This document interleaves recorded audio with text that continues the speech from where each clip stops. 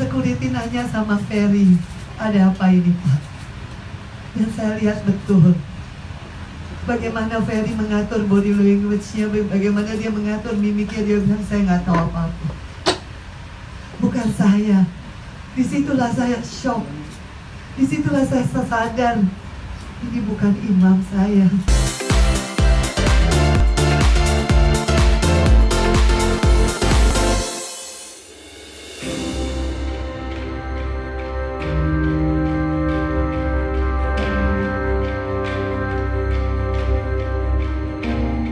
Tujuan utama dari konferensi pers ini adalah untuk menjawab beberapa poin penting yang Anda sudah dengar di medsos yang berubah-ubah. Ya, nanti Vena akan menerangkannya. Tapi inti pokoknya adalah begini. Pada saat ada dua sekarang ini di media dari pihak sana mengatakan bahwa pertama, darah yang keluar dari hidungnya itu dulu Ferry pertama kali mengatakan itu ya Pak, Penny-nya yang mukul-mukul gitu kan? Dibilang katanya kan saya memukul-mukuli diri sehingga saya berdarah sendiri. Nah itu pertama kali dia bilang Penny yang mukul-mukul diri. Tapi sekarang apalagi tiba-tiba bilang apa? Sekarang saya dibilang mimis. Nah, kita dulu. Jadi dari pihak sana dua argumennya sudah bertolak belakang satu sama lain. Pertama disatakan dia mukul diri sendiri. Yang kedua sekarang apalagi pengacara juga mengatakan itu mimisan katanya kan. Coba ceritakan dulu pengakuan dia. Bismillahirrahmanirrahim. Assalamualaikum warahmatullahi wabarakatuh. Pertama-tama saya mengucapkan terima kasih kepada kedua orang tua saya, Papa Jimmy sama Mama Ayu. Saya yakin selamatnya saya kemarin kan kedua orang tua saya selalu doain saya dimanapun saya berada, setua ini dimanapun, dan gak pernah nyalahin Nena atas pilihan Nena. Nena minta maaf sekali lagi sama Mama, sama Papa yang gak pernah mengungkit kesalahan Nena, terutama sama Mama, sama Papa, sama keluarga semua, sama Tante Teti yang juga dari awal, tapi aku gak mau dengar. Dan juga teman-teman wartawan, aku mohon maaf, aku gak bisa ngeladenin kalian 3 minggu lebih. Kalian sampai di depan rumah, kenapa aku gak mau muncul? Karena aku gak mau, aku korban KDRT.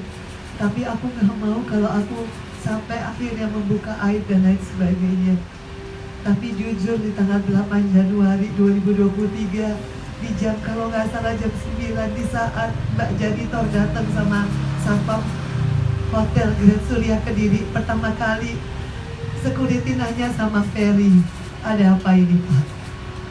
Dan saya lihat betul bagaimana Ferry mengatur body language-nya, bagaimana dia mengatur mimiknya. Dia bilang, saya nggak tahu apa-apa. Bukan saya. Disitulah saya shock. Disitulah saya sadar, ini bukan imam saya. Tapi saya masih nunggu kehadiran polisi, dan benar gak berapa lama setelah saya bisa berhasil menghubungi lewat video call, dan kebetulan yang ngangkat adalah ketua DPD dari partai.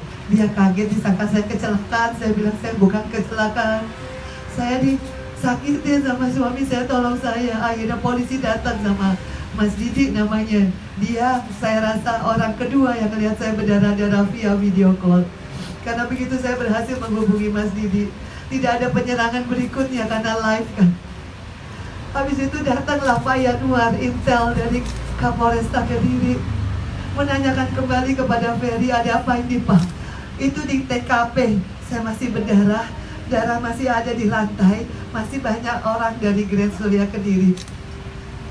Kemudian dia bilang lagi, saya nggak tahu apa-apa. Bukan saya. Di situ benar-benar saya tersadar. Tidak ada pilihan lain kecuali saya melanjutkan laporan polisi, karena itulah jalan yang harus saya tempuh. Kalaupun dia suami khilaf, dia tidak akan membiarkan saya atau menghalang-halangi saya untuk meminta pertolongan. Saya sudah ceritakan semua lengkap di BAP, bagaimana survive-nya saya selama setengah jam lebih. Saya berusaha melarikan diri keluar sampai ada CCTV, sampai ketemu Mbak Janito, karena semua Allah meringankan kaki saya di hari itu, ya Allah. Saya nggak pingsan, saya masih bisa lari, saya masih bisa teriak-teriak.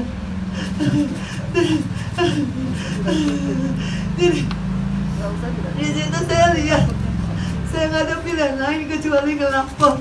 Waktu Pak Januar bilang, Bu, ibu ini masih internal suami istri, ibu mau apa? Saya mau lapor, saya mau visum, tolong fotoin darah saya, tolong selamatin saya mau lapor. Alhamdulillah, saya diiringi sama Kak Kandit, Ibu Neni, dan juga Pak Yanuar sampai saya ke visum di rumah sakit Bayangkari yang ada di kota Kediri.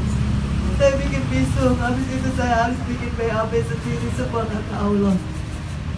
Sampai akhirnya saya ke Polda, juga semua dimudahkan sama Allah. Saya masih bisa ingat semua kejadian per kejadian. Dan selalu konsisten omongan saya, ucapan saya. Karena semua Allah yang benar-benar nolong hidup saya. Kalau saya pingsan, itu yang saya bilang berulang kali kepada penyidik. Bapak bisa bayangkan kalau saya pingsan, apa yang terjadi. Sementara dua orang yang menanyakan kepada Ferry ada apa, dia selalu bilang tidak, bukan saya melakukan. Kemudian dia bisa telepon ibu saya di saat yang bersamaan, dia bilang saya jeduk-jedukin kepala saya ke tembok dan berdarah. Padahal dalam visum tidak pernah ada lebam biru, artinya saya tidak pernah menjedukkan diri saya. Yang ada saya ditekan sedemikian rupa, seperti yang sudah saya sebutkan di BAP, baik di Kapolresta Kediri maupun di Polda Jawa Timur.